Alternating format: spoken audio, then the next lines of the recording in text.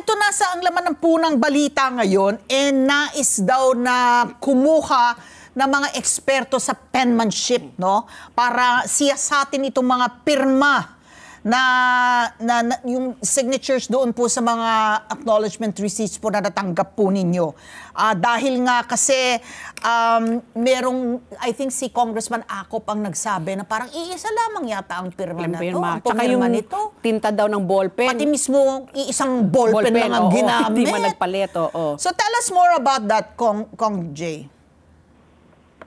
Tama po kayo, Ma'am Ali, Ma'am Pat, no?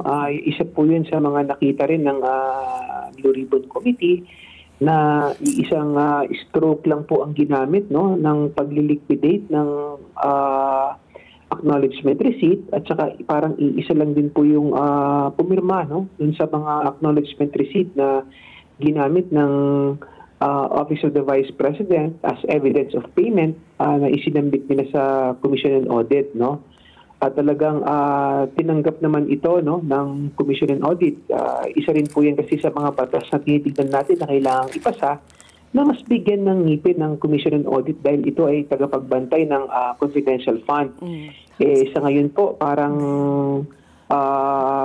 ministerial na lang yung trabaho ng Commission on Audit na parang tinatanggap na lang nila kahit alam nilang hindi totoo o walang katotohanan yung mga dokumentong isinasubmit sa kanila, no? Yun po yung nakakalungkot, lalong-lalo na po rito sa nangyari sa confidential fund ng Office of the Vice President at the Department of Education. Ano ko lang yun? Follow up ko lang, if I may, Pat.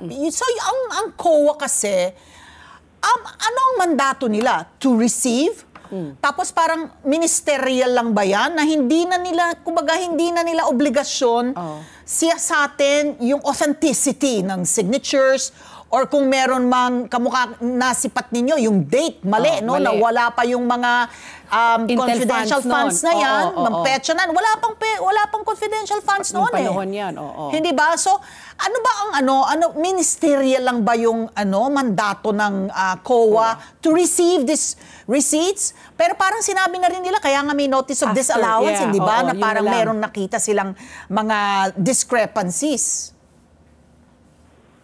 Yun nga po, Ma'am Ali, Ma'am Pat, no? Parang ang submission sa kanila is just a mere compliance, no? Correct. Na hindi na nila na tinitignan kung may katotohanan ba ito o wala or meron itong problema, no?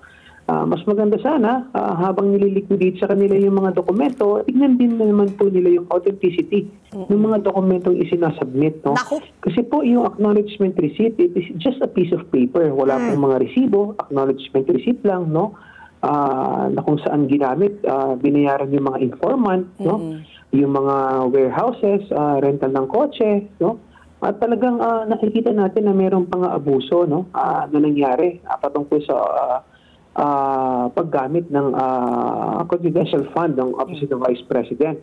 Kasi po, nakakahalata din tayo na mayroong mga pag-iwas, no? Ayaw pumunta ng hearing, ayaw mag-take ng oath, no?